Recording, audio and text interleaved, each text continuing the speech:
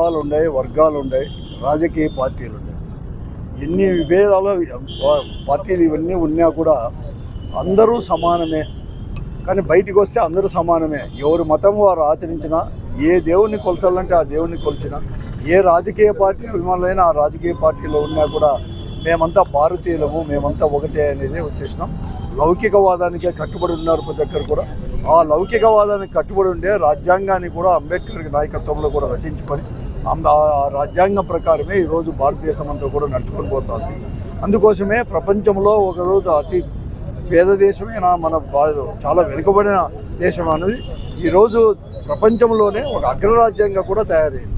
కానీ ఈరోజు ఒక మతతత్వ పార్టీలో రాజ్యం వెళ్తూ మోడీ గారి నాయకత్వంలో ఈ దేశాన్ని కూడా ఒక మతతత్వ దేశంగా కూడా తీర్చిదిద్దడానికి అనేక కుట్రలు కుతంత్రాలు కూడా తీస్తున్నారు.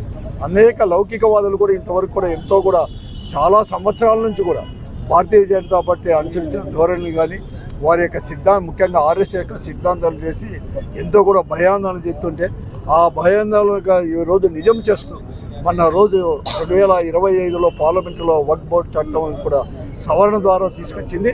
చాలా అత్యంత కూడా దారుణమైనది. ఈరోజు మన భవిష్యత్తుకే, దేశ భవిష్యత్తుకే ఒక గొడ్డలు పెట్టడం లాంటిది అని కూడా చెప్పక తప్పదు.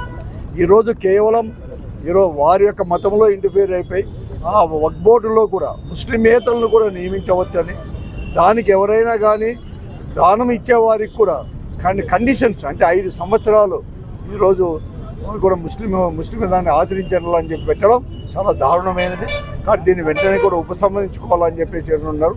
ముఖ్యంగా దీన్ని కేవలం ముస్లింలే కాదు ఆలోచన చేయాల్సింది. ఈరోజు ముస్లిమేతరు ముఖ్యంగా హిందువులు దీన్ని పెద్ద ఎత్తున కూడా చేయాల్సిన అవసరం కూడా ఉంది. ఆ రోజు దేశ స్వాతంత్రం కోసం గాంధీ గారి నాయకత్వంలో అందరూ కులాలకు అతీతంగా, మతాలకు అతీతంగా, రాజకీయ పార్టీలకు అతీతంగా వారి సిద్ధాంతాలను కూడా పక్కన పెట్టి ఒకే విధంగా మనమంతా ఒకటి అని చెప్పి ఎలా అయితే పోయారో, ఈరోజు ఈ చట్టము కూడా పార్లమెంటు ద్వారా తీసుకొచ్చిన చట్టాన్ని కూడా వెంటనే ఉపసంహరించుకొని అందరూ పోవాల్సిన అవసరము, బాధ్యత కూడా ప్రతి ఒక్కరి పైన ఉంది అని చెప్పేసి కూడా మేము మనం చేస్తున్నాం.